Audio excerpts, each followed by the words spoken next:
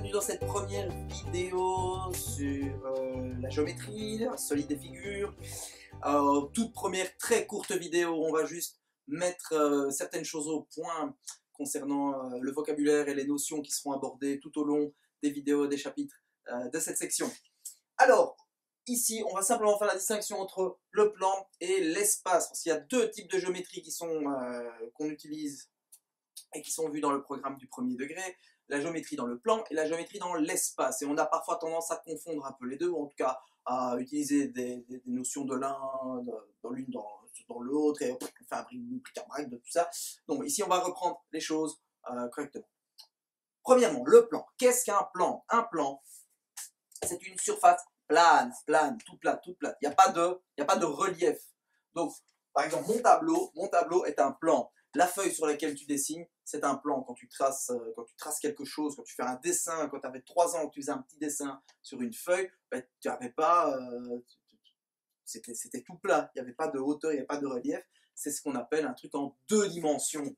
Donc dans ton plan, c'est de la 2D, 2 dimensions. Okay. A contrario, l'espace, c'est là dans lequel je me déplace. Alors toi, tu me vois en 2D sur ton écran de smartphone, d'ordinateur ou de tablette, que sais-je. Mais là où je suis, là où nous vivons tous, c'est dans un espace à 3 dimensions. C'est de la 3D, 3 dimensions. Pas de la 3D comme au cinéma, qui est en fait... la 3D au cinéma, c'est une impression de 3D, hein, c'est une représentation. Mais ici, non, on est vraiment dans 2 dimensions. Tu vois, j'ai mon tableau, il a une largeur, une longueur, ou une hauteur et une largeur. Mais dans l'espace, je vais prendre un objet, par exemple mon livre, ce livre. Excellent bouquin d'ailleurs, t'es peut-être un peu jeune pour lire ça, mais d'ici 2-3 ans, lis du Stephen King. Stephen King, c'est la vie. Mon livre ici, il a en effet une longueur, une largeur, il a aussi une épaisseur, hein, une profondeur. C'est un objet en 3 dimensions. Ok, je reviendrai après sur ce bouquin, ou en tout cas sur d'autres objets. Donc on est bien d'accord, plan 2 dimensions, espace 3 dimensions. Que retrouve-t-on dans la géométrie plane, la géométrie dans l'espace? Quel type d'objet géométrique? Eh bien, on a tout ce qui peut se représenter en 2 dimensions, c'est-à-dire des figures en 2D, du style des quadrilatères, des triangles, n'importe quel, toutes les formes, tous les polygones, des cercles, ok? Mais pas que, il y a des objets même plus petits qui n'ont peut-être qu'une seule dimension, du style des droites, pas des droites, des droites, des segments de droite, des angles, d'accord? Des angles avec S, donc je ne vais pas faire la liste exhaustive, mais on retrouve un petit peu de tout ça, tout ce qui peut être dessiné en 2 dimensions, qui n'a pas besoin d'être en relief, en 3D, avec une certaine épaisseur. Qu'est-ce que je retrouve dans ma géométrie dans l'espace? Eh bien, exactement la même chose. Exactement la même chose. Ici, par exemple, je vais reprendre mon bouquin, mais mon livre, si je reprends une page en elle-même, juste une page, on imagine que cette page a une épaisseur nulle, hein, qu'elle est tellement fine en fait que... Mais, voilà, c'est un rectangle, j'ai un rectangle qui est un quadrilatère, j'ai un rectangle dans l'espace. Mais pas que, donc j'ai comme objet tous ceux du plan,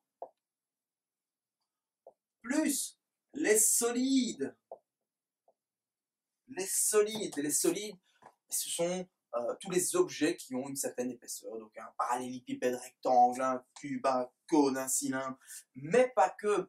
Ça, ce sont des objets de la géométrie dans l'espace que l'on peut calculer, qui ont certaines propriétés. Mais moi, là, voilà, moi je suis un objet de l'espace. J'ai une hauteur, une toute petite hauteur, une largeur, une certaine largeur, mais une belle épaisseur. Mais et voilà, je suis un objet de l'espace. Donc tout ce qui est solide, tout ce qui est objet en 3D. Ok, bon, pas très compliqué à comprendre.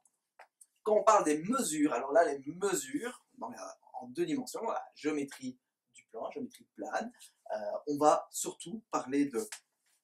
On va pouvoir mesurer des longueurs, des amplitudes d'angle, des longueurs, des amplitudes. Ok, c'est à peu près tout. Hein. On est dans le plan. Des surfaces, pardon, c'est à peu près tout, j'ai des bêtises moi. Et des surfaces. Donc c'est-à-dire que j'ai un segment, je peux calculer sa longueur, combien il fait de centimètres ou de mètres. D'accord? Je peux avoir ici une figure, je peux savoir combien elle fait de centimètres carrés. Quelle est sa surface? Okay. L'angle ici formé par les deux côtés, combien de degrés? D'accord? Donc je peux mesurer des longueurs, des amplitudes d'angle, des surfaces. Dans la géométrie dans l'espace, eh bien, exactement la même chose, plus, donc, on aura aussi des longueurs, des amplitudes, des surfaces, mais aussi des volumes. Des volumes. Je reprends l'exemple de mon livre. Je peux mesurer la largeur de ma couverture. Je peux mesurer l'amplitude de l'angle formé entre deux pages quand j'ouvre mon livre comme ceci. Hein, et peu importe, l'amplitude ne bouge pas, peu importe comment je déplace mon livre. Je peux calculer la surface de la couverture, la surface de la tranche, la surface de cette tranche-là. Mais je peux aussi calculer le volume. Si mon livre avait fait 2 fois moins de pages, était 2 fois plus court, si mon bouquin était 2 fois plus court, j'aurais eu un volume 2 fois plus petit. S'il avait été imprimé sur beaucoup plus, de manière plus grande, s'il avait été plus grand, il aurait été 2 fois plus grand. Okay. Donc, il y a plus, on sait avoir plus de mesures différentes dans la géométrie dans l'espace. Voilà, c'est à peu près tout.